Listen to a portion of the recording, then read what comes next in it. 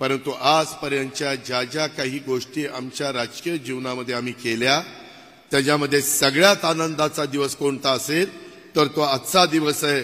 कारण आमच्या 1 कोटीच्या पेक्षा जास्त महिलांच्या अकाउंटला हे आमची ओवाळणी ही पोचलेली आहे आणि पुढेही ह्याचं सातत्य टिकणार आहे, ह्याचं सातत्य राहणार आहे।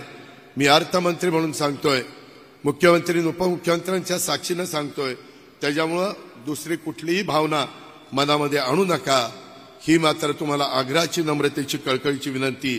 परंतु तुम्हाला सगळ्यांनाच माहिती आहे की आपण नेहमी खरं बोलत असतो, त्याच्यामुळे जाता जाता एकच सांगतो की पुढे 5 वर्ष ह्या सगळ्या योजना, वीज माफीच्या, 3 गॅस सिलेंडरच्या, माझी लाडकी बहीण योजनेच्या, मुलींना मोफत शिक्षणाच्या, त्याच्यामध्ये असणाऱ्या प्रशिक्षणाला वेतन देण्याच्या, प्रशिक्षणाला, अशा अनेक योजना आहेत। या योजना पुढे चालू ठेवायचं का नाही हे तुमच्या हातात आहे।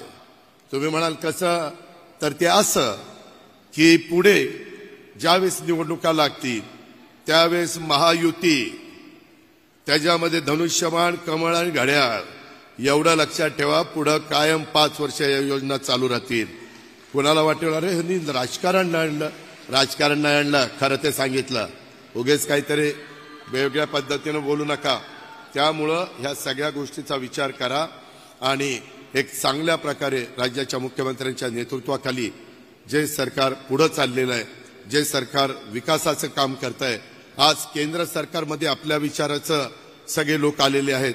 आज आपल्या पुणे शहराचे प्रतिनिधी आपले मुरलीधर रुक्मिणी किसन मोहोळ हे देखील इथं आहेत।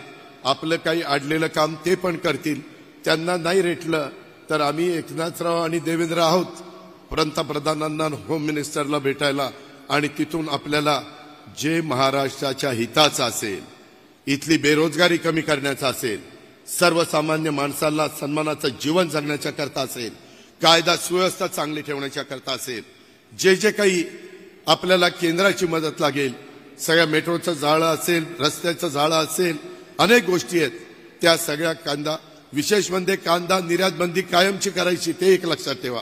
त्याच्यामुळे ह्या सगळ्या योजना पुढे आपल्याला चालू ठेवायच्यात। त्याकरता केंद्राच्याच विचाराचं सरकार राज्यामध्ये आलं पाहिजे, म्हणजेच महायुतीचं आलं पाहिजे।